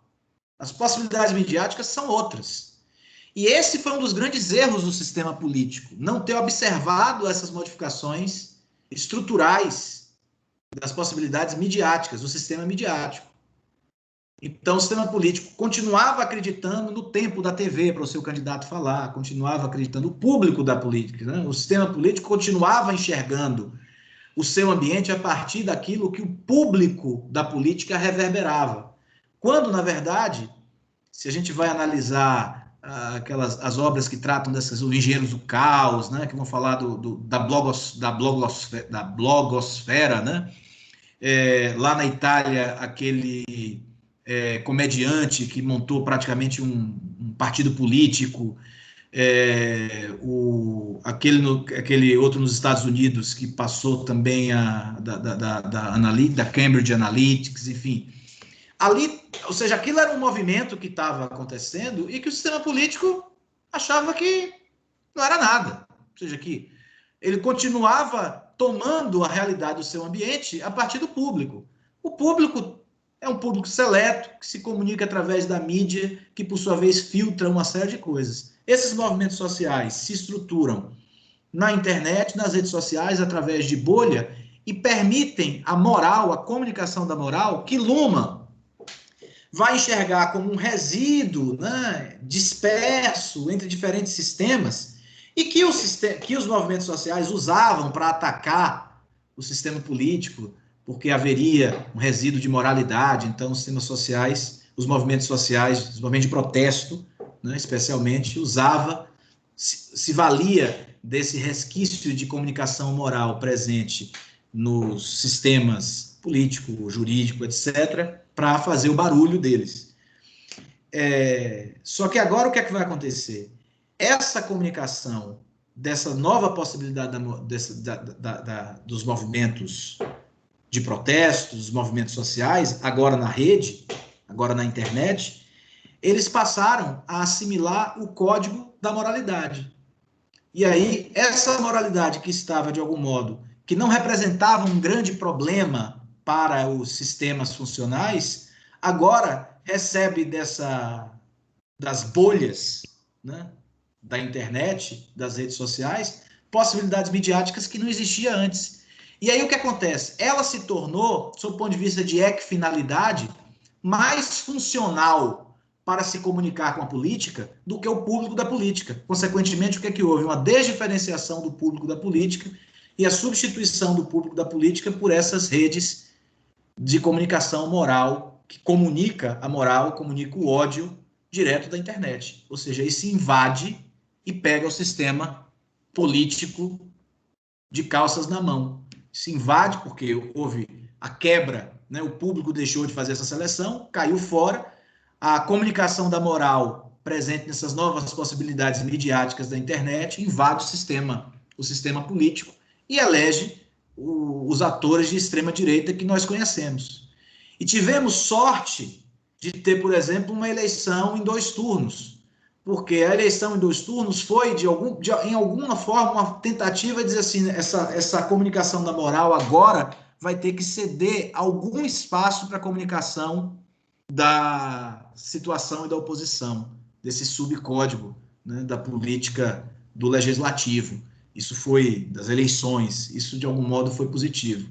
Mas aí o que é que você tem? Você tem uma política no Congresso Nacional, assim, a política da legislação, a política dos partidos, a política da deliberação de representação, que ainda mantém o código situação e oposição, você vê isso, né? Isso é observável na comunicação da política. Você vê, bem ou mal, um dirigente que opera no código discricionário vinculado, né? Você percebe essa comunicação, mas na hora que ele se volta, fechando o ciclo, né, que Luhmann descreve naquele texto sobre o Estado social, dessa terceira forma da política, que era o público, nessa comunicação do administrador, né, do chefe do Poder Executivo para com o público, aí nesse momento eu não tenho mais o público, eu não tenho mais o código progresso-conservação. O que eu tenho é o código da moral, o código do ódio, o código do eu odeio você, você é meu inimigo e você é meu amigo. Então, nessa comunicação que você tem do chefe de Estado para com o que era antes o público e agora é essa rede social, é a comunicação do ódio.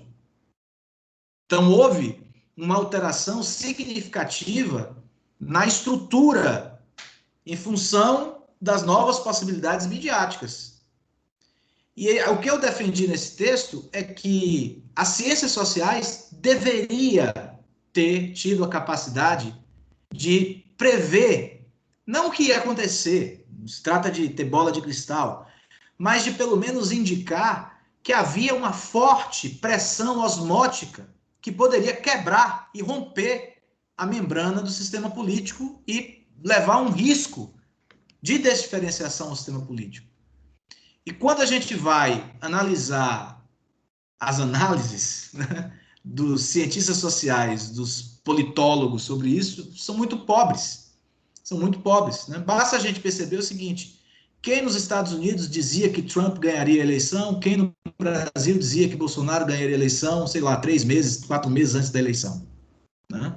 Então, assim, e aí a tese é de que faltou justamente essa análise ecológica, porque a gente olha a diferença ambiente-sistema, já entra na autoobservação do sistema, e quando a gente entra na autoobservação do sistema, a gente fica cego pela sua cegueira. A gente só observa o que ele próprio já observa.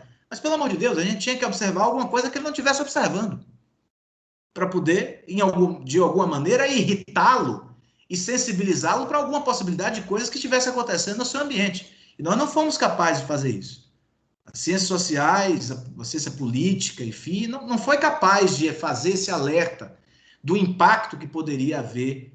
Né? Agora, se você vai para a psicanálise, os psicanalistas já sabiam que algo de muito estranho estava ocorrendo na cabeça dos indivíduos conservadores, que eles estavam muito incomodados com o discurso progressista do Estado. Se você vai para aqueles que estavam analisando o problema da religião, você consegue identificar que esses estavam também identificando que havia uma onda de conservadorismo, né, especialmente em meios evangélicos, muito forte, que isso tinha uma ligação, ou seja, eu não consigo ver isso se eu for olhar, por exemplo, o discurso de Crivella apoiando Dilma. O discurso de Crivella apoiando Dilma, que é o que o sistema político auto-observa, não vai me mostrar isso. O que vai mostrar isso é a sociologia da religião. A sociologia da religião já mostrava isso. O problema é que todas essas análises são análises do ambiente. Elas não se comunicam com a ontologia do sistema político. Por isso que a ideia de articular ecologicamente a própria análise social é uma tentativa de dizer assim, olha, tudo bem, você tem uma sociologia da religião. Teoricamente, é um trabalho empírico que está me dizendo alguma coisa, mas você tem que conectar isso às consequências que isso pode ter, ou que isso já está produzindo, nas estruturas e na autologia do próprio sistema político. Não se trata de fazer exercício de futurologia, mas se trata de mostrar, na verdade, o descompasso osmótico entre dois presentes. O presente de um âmbito desorganizado da religião, por exemplo, e o presente do sistema político. Então, é apenas avaliar esse tipo de... E os ambientalistas, os ecologistas, fazem muito bem isso. Eles chegam numa mata, eles não precisam identificar os passarinhos mortos para saber que há um grande problema. Eles antecipam, porque eles conseguem, eles têm medidores capazes de dizer, olha, vai dar uma merda muito grande aqui. Por quê? Porque o predador desse passarinho aqui está extinto. O que é que vai acontecer? Vai acontecer que esses passarinhos vão se reproduzir indistintamente. E vai dar merda. Agora, por exemplo, nós descobrimos dois indivíduos de um tal de um peixe, peixe palhaço, enfim, é um peixe que veio lá da Oceania e em águas, né, de navios, que são aquelas águas que são usadas para fazer laço de navio, em água de lastro. Isso acabou indo parar no Caribe, e mesmo antes de chegar aqui no Caribe, mesmo antes de chegar no Brasil, já havia um estudo que analisava que isso podia chegar aqui, podia causar um desequilíbrio ambiental aqui. E já foi encontrado um peixe desse em Fernando de Noronha, e já foi encontrado um outro peixe desse em Niterói, eu acho. E aí, os caras já estão elaborando teses, ou seja, os ecologistas se antecipam. Porque eles preveem o futuro? Eles não preveem o futuro, mas eles sabem que vai haver um desequilíbrio ambiental se esse peixe se reproduzir. Ou seja, a gente tem que ser capaz de saber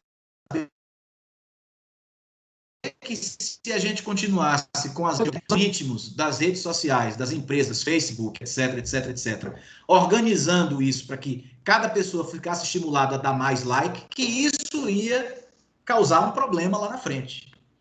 E eu acho que falta muito às ciências sociais essa capacidade de fazer essas análises. E quem trabalha com o movimento social, quem trabalha com a relação do movimento social com o sistema jurídico, teria que estar, né, aberto a esse jogo e perceber a modificação estrutural da comunicação da sociedade, que a comunicação da moral passou. Né? Se ficar na análise que Luhmann fez da relação do movimento social com as mídias de massa, com a comunicação, os meios de comunicação de massa, o sistema político, e que isso não afeta tanto o direito, etc., vai errar, porque não é isso que está. Não é mais essa estrutura que a gente observa. A gente tem que se antecipar a algumas possibilidades, sem virar mãe de Ná, claro. Não se trata de prever o futuro, se trata de prever o presente. O presente é o descompasso entre, né, dois sistemas que deveriam estar acoplados, e isso se desacopla. Agora, se acompanhar a reentrada do sistema, não vai conseguir observar. Bom, não sei se eu consegui responder a todos aí. Não, Val, muito bem, nós seguimos sim, até muito bem, porque foi toda uma outra exposição, né, que nós agradecemos também aqui, porque respondeu e explicou, né, toda uma belo avanço sobre outras perspectivas. Eu acho que o João Paulo ficou com algumas questões que ele vai perguntar outro dia, com certeza. Outro dia. E também o seu Martibério, acho que ficou bem. Foi excelente esse contato, acho que nós temos que mantê-lo, né? Vamos seguir esse diálogo. Então, convidei todos para participar, estou olhando o nome aqui da rede Law Society, né? Onde teremos a oportunidade de avançar essas questões. E eu gostaria de agradecer, então, você ter aceito participar desse momento aqui. E vamos então, seguir debatendo a questão da teoria dos sistemas,